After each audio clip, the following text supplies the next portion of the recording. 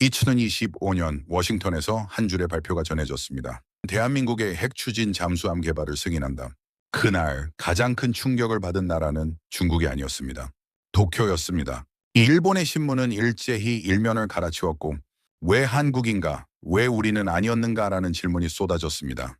정치권은 혼란에 빠졌고 국민들은 처음으로 한국을 두려워했습니다. 하지만 아무도 몰랐습니다.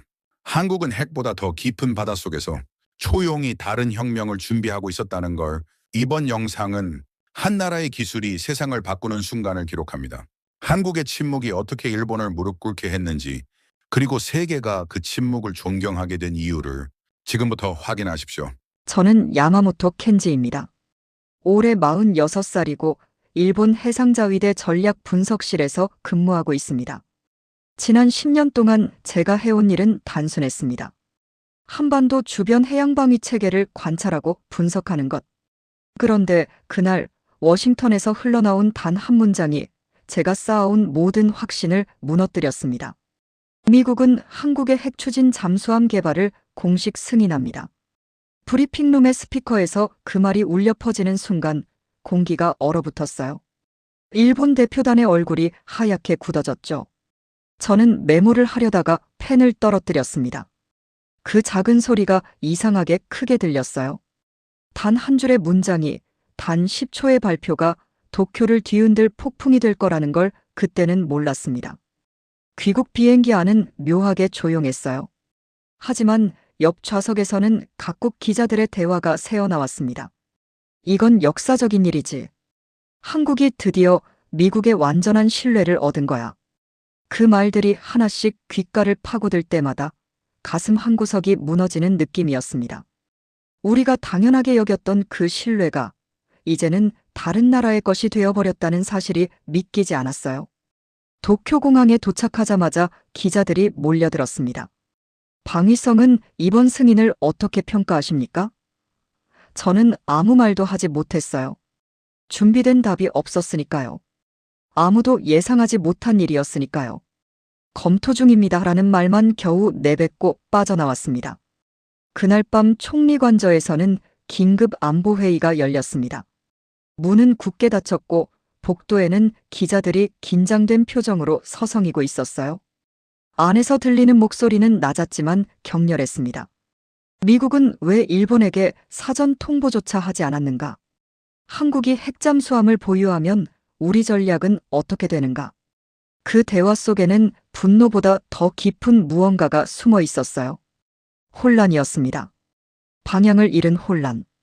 다음 날 새벽 언론은 일제히 일면을 갈아치웠습니다. 요미우리는 한국, 미국으로부터 핵잠수함 승인이라는 제목을 뽑았고, 아사히는 일본 패싱 논란, 미일 신뢰 흔들리나라고 썼어요. 도쿄신문은 한국의 조용한 부상, 일본의 대응은이라며 질문을 던졌습니다. 모든 신문이 같은 메시지를 전하고 있었어요. 우리가 뒤처졌다는 것. 아침 출근길 지하철 안에서 사람들은 신문을 넘기며 낮게 중얼거렸습니다. 이제 한국이 먼저인가? 우린 또 늦었네. 그 목소리들이 모여서 묘한 공기를 만들었어요. 분노와 자책, 그리고 설명할 수 없는 불안이 뒤섞인 공기. 저도 그 공기 속에 있었습니다. 방위성 사무실로 돌아오니 메신저에는 수십 개의 보고서가 올라와 있었어요. 한국 조선산업 현황, 하나오션 기술력 분석, 수소 추진체 연구 가능성. 문서를 하나씩 열어볼 때마다 제 머릿속에는 한 가지 의문이 커졌습니다. 우리는 언제부터 이렇게 안일했을까? 언제부터 한국을 그저 따라오는 나라로만 봤을까? 정치권의 반응도 엇갈렸습니다. 여당은 신중히 검토 중이라며 말을 아꼈어요. 야당은 일본의 안보가 뒤처지고 있다고 목소리를 높였죠. 일부 의원은 우리도 핵추진 잠수함 연구를 재개해야 한다고 외쳤습니다. 하지만 대부분은 그저 말을 잃은 채 침묵했어요.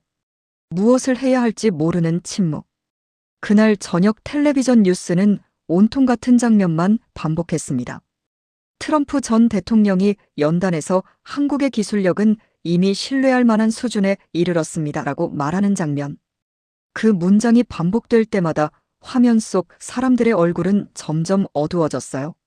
저도 마찬가지였습니다. SNS에서는 격렬한 논쟁이 쏟아졌습니다. 한국이 이겼다. 우린 항상 뒤늦게 대응한다. 미국은 더 이상 일본을 필요로 하지 않는다. 이런 짧은 문장들이 일본 사회 전체를 뒤흔들었어요. 댓글 하나하나가 날카로운 칼날 같았습니다. 동료들과 저녁을 먹으러 나갔을 때 모두 입을 열지 않았습니다. 그냥 술만 마셨어요. 한참 뒤 누군가 조용히 말했습니다. 우리가 놓친 게 뭐였을까? 아무도 대답하지 못했습니다. 대답할 수 없었어요. 우리 모두 같은 생각을 하고 있었으니까요. 한국은 언제부터 이렇게 강해졌을까? 방으로 돌아와 불을 끈 채 창문 밖을 바라봤습니다. 도쿄의 불빛은 여전히 빛나고 있었어요. 하지만 그 아래에서 무언가 미세하게 흔들리고 있다는 걸 느꼈습니다. 분노는 점점 혼란으로 바뀌고 있었어요. 우리가 믿었던 질서, 우리가 의지했던 동맹, 그 모든 것의 균형이 서서히 기울어지고 있었습니다. 다음 날 아침 출근하니 방위성 로비에는 기자들이 또 몰려 있었습니다. 일본은 대응 계획이 있습니까? 한국과의 격차를 어떻게 줄일 겁니까? 질문은 쏟아졌지만 답은 없었어요. 모두가 혼란 속에 있었으니까요. 회의실에서 선배가 말했습니다. 우리가 10년 전 자만했던 게 문제야. 그 말이 맞았어요. 10년 전 우리는 한국을 그저 후발주자로만 봤습니다. 기술력도 뒤처지고 경험도 부족하다고 생각했죠. 하지만 그 10년 동안 한국은 조용히 준비하고 있었어요. 우리가 안주하는 동안 그들은 달려왔던 겁니다. 점심시간 구내식당에서도 같은 이야기가 오갔습니다. 한국 조선소는 이미 세계 1위야. 하나오션은 기술력이 대단하다던데. 모두가 놀라워하고 있었어요. 놀라워하면서도 인정하기 싫어했습니다. 그 복잡한 감정이 얼굴에 그대로 드러났어요. 오후에는 국회에서 긴급 질의가 열렸습니다. 야당 의원이 방위대신에게 물었습니다. 미국은 왜 일본에게 알리지 않았습니까? 또 대신은 답을 회피했어요. 미일 동맹은 경고합니다라는 말만 반복했죠. 하지만 아무도 그 말을 믿지 않았습니다. 견고한 동맹이었다면 이런 일이 일어나지 않았을 테니까요. 퇴근길에 편의점에 들렀을 때 주간지 표지가 눈에 들어왔습니다. 일본은 왜 뒤처졌는가라는 제목이었어요. 그 제목을 보는 순간 가슴이 답답해졌습니다. 우리가 뒤처진 게 아니라 한국이 앞서간 것일 수도 있다는 생각이 들었어요. 하지만 그 생각을 인정하기는 어려웠습니다. 집으로 돌아와 뉴스를 틀었습니다. 전문가들이 나와서 분석했어요. 한국의 조선 기술은 세계 최고 수준입니다. 핵추진 잠수함은 단순한 무기가 아니라 전략 자산입니다. 모든 말이 사실이었습니다. 하지만 듣고 싶지 않은 사실이었어요. 그날 밤 저는 오랜만에 일기를 썼습니다. 한국이 핵잠수함을 갖게 되었다. 그리고 일본은 이유를 모른 채 불안해하고 있다. 펜을 놓고 나서도 한참 창밖을 바라봤어요. 도쿄의 밤은 조용했습니다. 하지만 그 조용함 속에 무언가 불길한 기운이 흐르고 있었어요. 분노는 이제 혼란으로 바뀌었습니다. 우리가 어디로 가야 할지, 무엇을 해야 할지 아무도 모르고 있었어요. 한국이라는 존재가 이제는 두려움으로 다가왔습니다. 그 두려움이 서서히 일본 사회 전체를 감싸고 있었어요. 워싱턴 발표 이후 도쿄의 공기는 묘하게 달라져 있었습니다.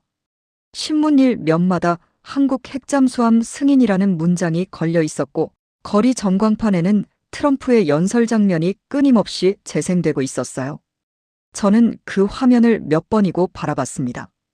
볼 때마다 이상한 기분이 들었어요. 왜 우리에게는 아무 말도 없었을까? 방위성은 그 이후로 비공개 회의를 계속 열었습니다. 회의실 안은 냉기와 침묵뿐이었어요. 누군가 한국이 핵잠수함이라니 말이 되나라고 중얼거렸지만 자료를 하나씩 넘길수록 그 말은 힘을 잃어갔습니다. 한국의 조선 기술, 특히 하나오션의 수소 추진 연구는 이미 군사적 응용 단계에 들어섰다는 보고가 있었어요. 저는 그 문장을 3번이나 다시 읽었습니다. 총리관저에서는 미국 대사와의 통화가 이어졌습니다. 왜 일본은 통보받지 못했습니까? 그 물음에 대한 대답은 끝내 돌아오지 않았어요. 그날 밤 모든 뉴스 프로그램이 같은 질문으로 시작했습니다. 왜 한국인가? 그 물음이 텔레비전 화면마다 반복되었어요. SNS에는 수천 개의 댓글이 쏟아졌습니다. 한국이 해냈다. 이제 우리가 뒤처졌어. 미국은 더 이상 일본을 최우선으로 보지 않아. 저는 방 안에서 그 글들을 한참 바라보다가 손끝이 떨리는 걸 느꼈어요. 우리가 한 번도 경쟁자라고 생각하지 않았던 나라에 뒤를 내준 기분이었습니다. 다음 날 도쿄대 해양공학과에서 열린 비공식 세미나에 참석했습니다. 교수들이 낮은 목소리로 말했어요. 하나오션의 수소순환 추진체는 일본의 연구보다 최소 10년은 앞서 있습니다. 핵이 아니라 완전히 새로운 개념이에요. 그 말은 저를 더욱 혼란스럽게 만들었습니다. 우리가 믿어온 해양기술의 우위가 이미 조용히 뒤집힌 건 아닐까. 그 무렵 신문 사설에서는 한국의 조용한 부상을 다루기 시작했습니다. 어떤 칼럼은 이렇게 적었어요. 한국은 과시하지 않는다. 대신 결과로 증명한다. 그 문장을 읽는 순간 알 수 없는 불편함과 불안이 동시에 밀려왔습니다. 저는 신문을 내려놓고 한참 창밖을 바라봤어요. 밤마다 뉴스 해설이 이어졌습니다. 한국의 기술은 미국의 신뢰를 얻었고 일본은 왜 얻지 못했는가? 사회자들의 목소리는 차분했지만 그 안에는 뚜렷한 위기의식이 있었어요.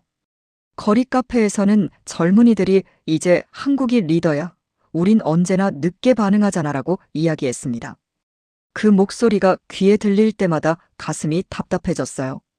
방위성 내부에서도 균열이 생기기 시작했습니다. 일부 장성들은 우리도 핵 추진 잠수함 개발을 검토해야 한다고 주장했어요. 반대편에서는 이건 단순한 기술의 문제가 아닙니다.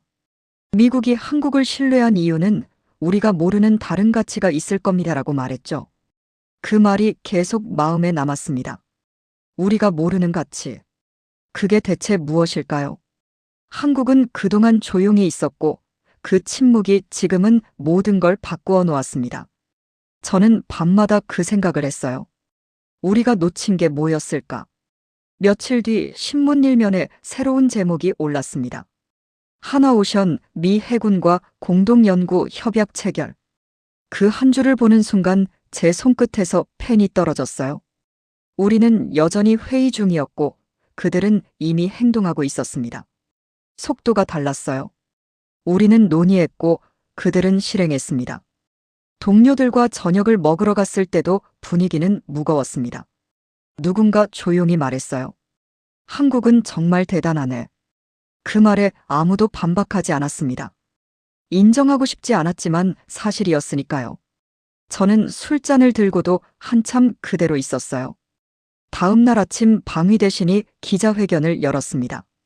일본도 자체 연구를 강화하겠습니다라는 말이 전부였어요. 기자들은 더 구체적인 답을 원했지만 대신은 그 이상 말하지 않았습니다. 그날 저녁 뉴스에서는 일본의 모호한 대응이라는 제목이 나왔어요. 사무실로 돌아오니 후배가 자료를 들고 찾아왔습니다. 선배님, 한국 조선소의 수주량을 봤는데요.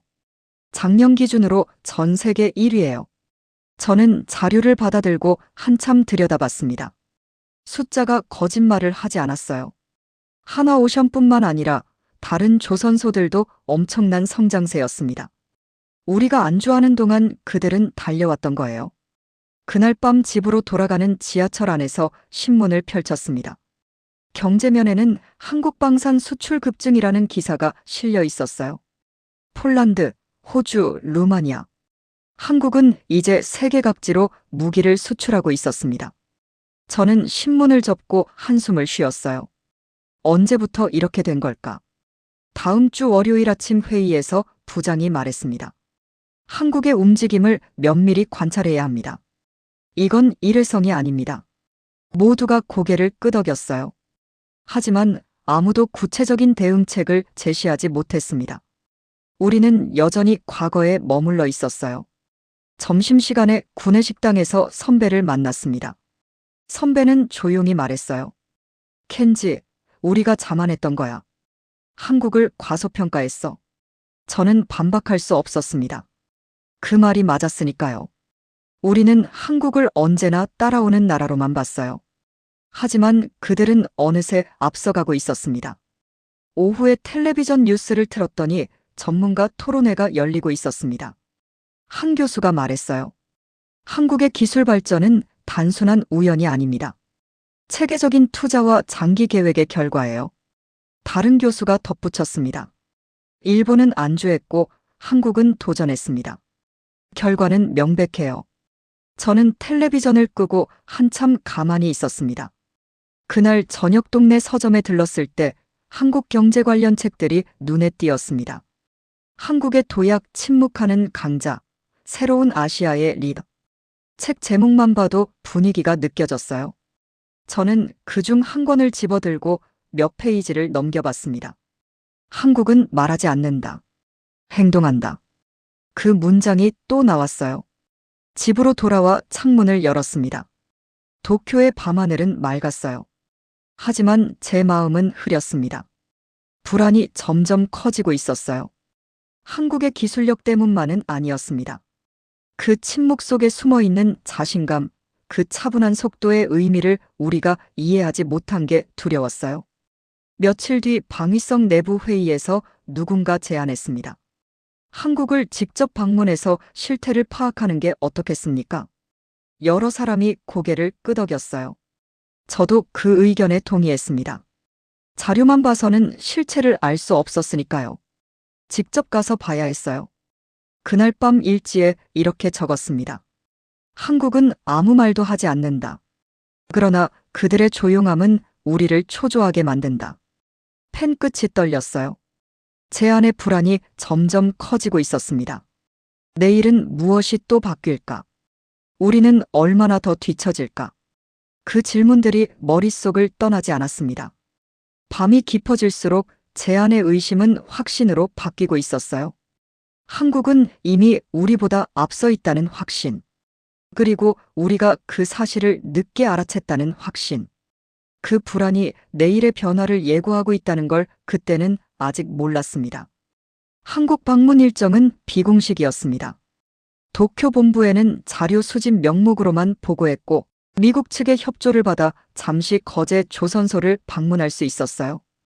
비행기에서 내려 남해안을 따라 이동하는 동안 창밖으로 보이는 풍경이 묘하게 낯설게 느껴졌습니다.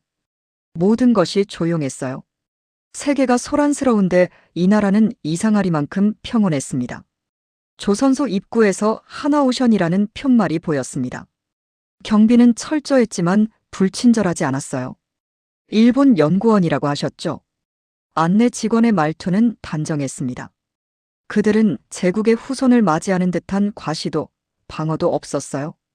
그저 자신들의 일을 묵묵히 해내는 사람들의 표정이었습니다. 도크 안으로 들어서자 거대한 금속 구조물이 눈앞에 서 있었습니다. 저는 숨을 삼켰어요. 그건 제가 지금까지 봐온 어떤 잠수함보다도 조용하고 매끄러웠습니다. 차가운 기운이 느껴졌어요. 주변의 공기는 물처럼 고요했습니다. 작동 중이라는 설명이 있었지만 소음이 들리지 않았어요. 이건 무엇입니까? 제가 묻자 안내원이 잠시 말을 아꼈습니다. 수소 순환 기반 추진체입니다. 핵이 아닌 바다의 공기를 이용한 구동 방식이죠. 그 한 문장을 듣는 순간 머릿속이 하얘졌어요. 핵이 아니라 바다의 공기라니. 저는 그 말을 이해하려고 애썼지만 쉽지 않았습니다. 엔진룸으로 이동했습니다.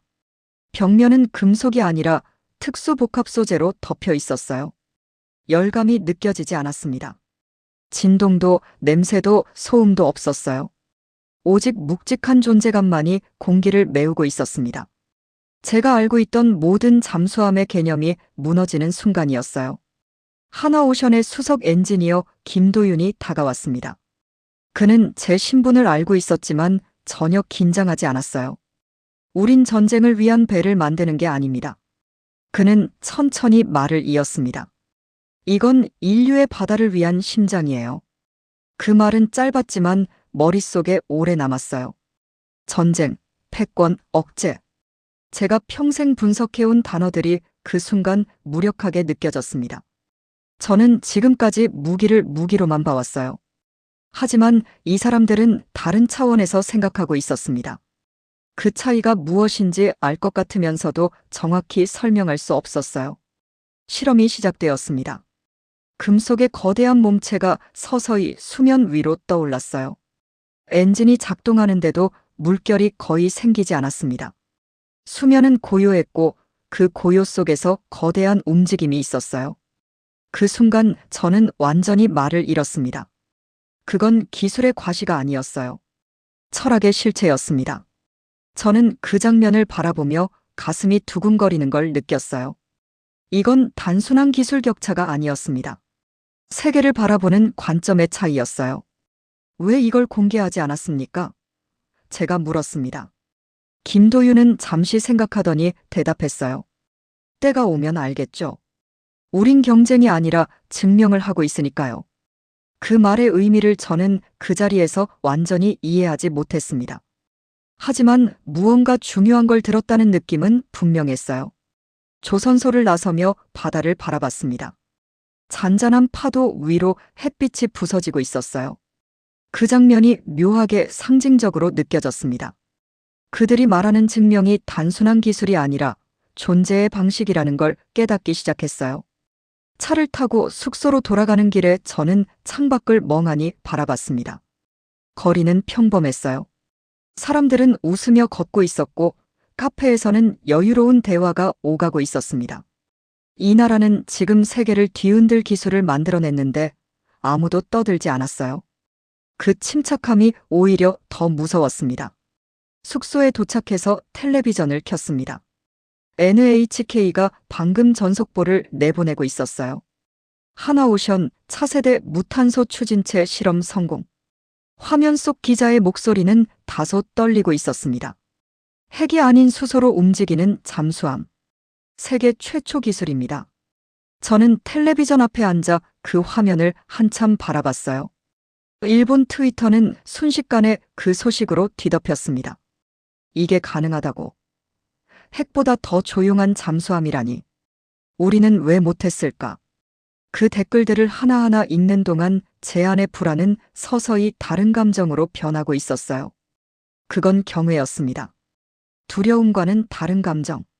한국의 기술은 단순히 강력한 것이 아니었어요. 그들은 힘 대신 조용함을 선택했고 그 선택이 세상을 뒤흔들 준비를 하고 있었습니다. 저는 노트북을 닫고 창밖을 바라봤어요. 어둠 속에서 거제의 불빛이 반짝이고 있었습니다. 다음 날 아침 서울로 이동하는 기차 안에서 신문을 펼쳤습니다. 한국 신문들은 의외로 조용했어요. 일면의 작은 기사로만 다뤄지고 있었습니다. 과시하지 않는 태도. 그게 더 인상적이었어요. 저는 신문을 내려놓고 한참 생각에 잠겼습니다. 서울 숙소에 도착해서 방위성의 간단한 보고서를 보냈습니다. 한국의 기술은 예상을 초월합니다. 이건 단순한 기술 발전이 아니라 철학의 차이입니다. 그렇게 쓰고 나서 제 손이 떨리는 걸 느꼈어요. 이 보고서가 도쿄에 어떤 파장을 일으킬지 알 수 없었습니다. 저녁 뉴스를 보니 일본 방송들이 모두 하나오션 이야기를 다루고 있었습니다. 전문가들이 나와서 분석했어요. 이건 게임 체인저입니다. 해양 전략의 패러다임이 바뀌었어요. 모두가 같은 이야기를 하고 있었습니다. 한국이 새로운 시대를 열었다고. 밤이 되자 방위성에서 전화가 왔습니다. 켄지, 내일 귀국하게. 긴급회의가 있어. 저는 알겠다고 대답했어요. 목소리가 무겁다는 걸 느꼈습니다. 일본이 지금 어떤 상태인지 상상이 갔어요. 잠자리에 들기 전 일기를 펼쳤습니다. 나는 오늘 전쟁의 무기가 아니라 문명의 심장을 보았다. 그렇게 쓰고 나서 펜을 놓았어요. 제가 오늘 목격한 것은 단순한 기술이 아니었습니다. 미래를 향한 다른 선택이었어요. 창밖으로 서울의 야경이 펼쳐져 있었습니다. 불빛들이 반짝이고 있었어요. 저는 한참 그 풍경을 바라봤습니다. 한국은 이제 더 이상 우리가 알던 그 나라가 아니었어요. 그들은 조용히 앞서가고 있었고 우리는 그 사실을 뒤늦게 알아차렸습니다. 제 안에서 경악은 점점 경외로 바뀌고 있었어요. 두려움이 아니라 존경에 가까운 감정. 그들이 선택한 길이 옳았다는 걸 부정할 수 없었습니다. 저는 그날 밤 오랫동안 잠들지 못했어요. 머릿속에는 조용히 수면 위로 떠오르던 그 거대한 구조물의 모습이 계속 떠올랐습니다. 내일 도쿄로 돌아가면 무엇이 기다리고 있을까? 저는 그 질문에 답할 수 없었어요. 하지만 한 가지는 확실했습니다. 일본은 이제 변해야 한다는 것. 우리가 잃어버린 것을 다시 찾아야 한다는 것.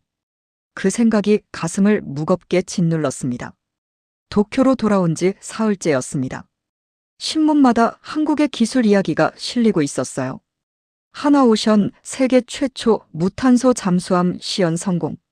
일본 조선업계 따라잡기 어려운 격차 인정. 그제야 사람들은 그 일의 규모를 실감하기 시작했습니다. 저도 그랬어요. 거리의 분위기는 묘하게 달라져 있었습니다.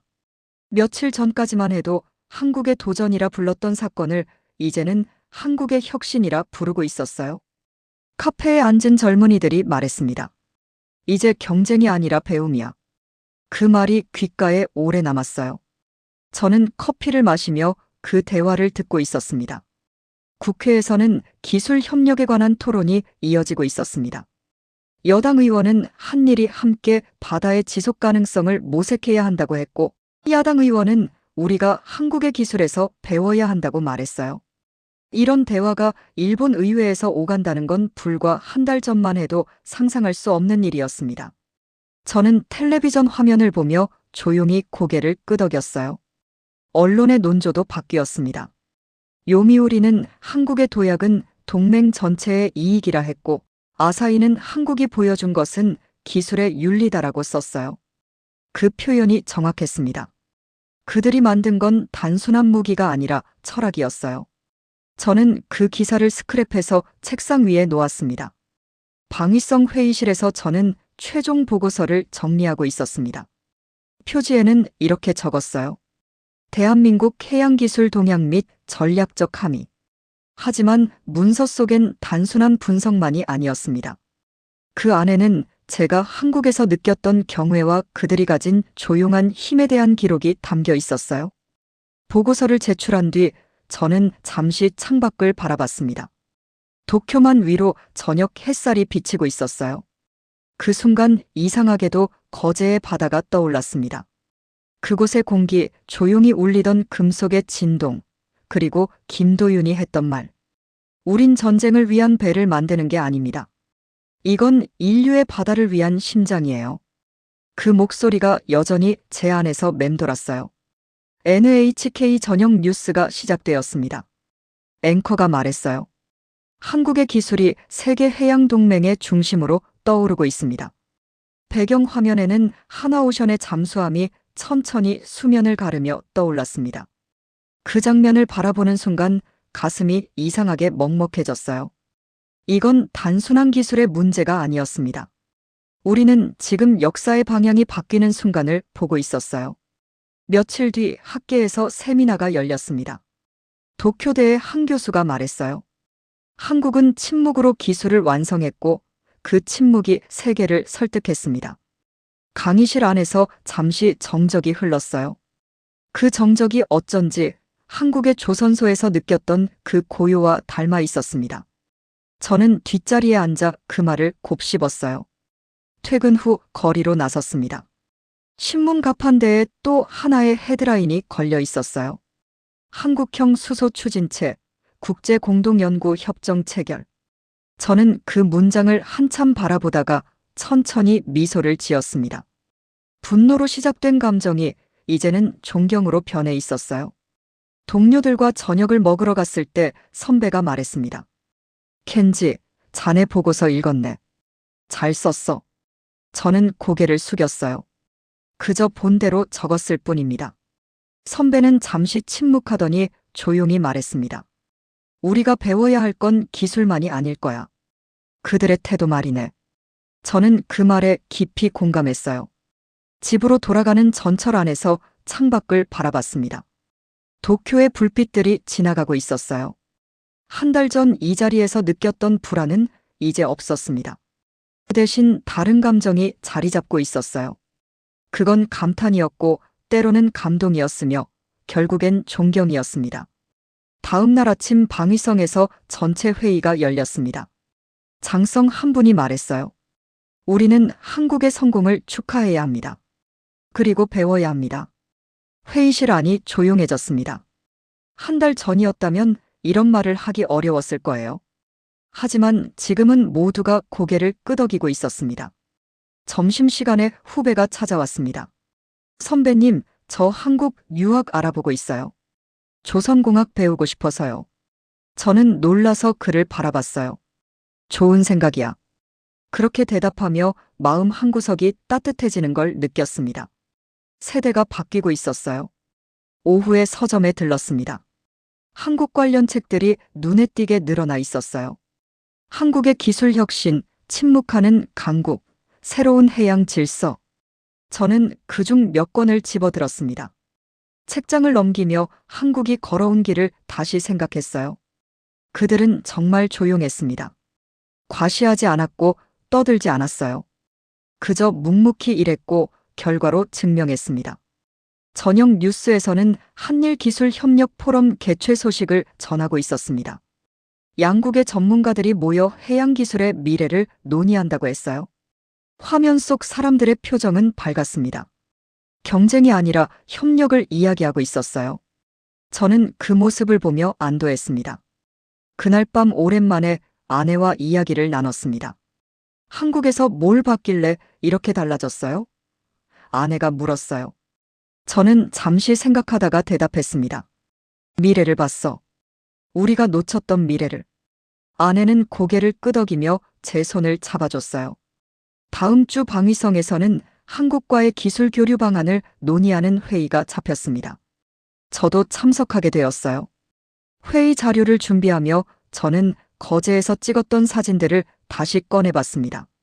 조용히 떠있던 잠수함, 고요했던 바다, 그리고 김도윤의 차분한 미소. 그 모든 것이 지금도 선명했어요. 거리를 걸으며 젊은이들의 대화를 우연히 듣게 되었습니다. 한국 정말 멋있어. 우리도 저렇게 할 수 있을까? 저는 속으로 대답했어요. 할 수 있다고. 하지만 우리도 그들처럼 조용해져야 한다고. 과시가 아니라 실력으로 말해야 한다고. 며칠 뒤 한국 언론에서 인터뷰 요청이 왔습니다. 일본 전문가의 시각을 듣고 싶다고 했어요. 저는 조심스럽게 응했습니다. 인터뷰에서 저는 이렇게 말했어요. 한국의 기술은 세계가 가야 할 방향을 보여줍니다. 그것은 힘이 아니라 지혜였습니다. 기자는 제 말을 조용히 받아 적었어요. 그날 저녁 일지를 펼쳤습니다. 이 한 달 동안의 기록들이 빼곡히 적혀 있었어요. 처음엔 분노로 시작된 문장들이 마지막엔 존경으로 이어져 있었습니다. 손끝이 떨렸지만 마지막 줄은 분명히 썼어요. 한국은 핵으로 세계를 설득하지 않았다. 그들은 기술로, 철학으로, 그리고 침묵으로 세계를 움직였다. 그 침묵은 두려움이 아니라 신념이었다. 그리고 그 신념이 바다의 질서를 바꾸었다. 한국은 조용한 혁명이다.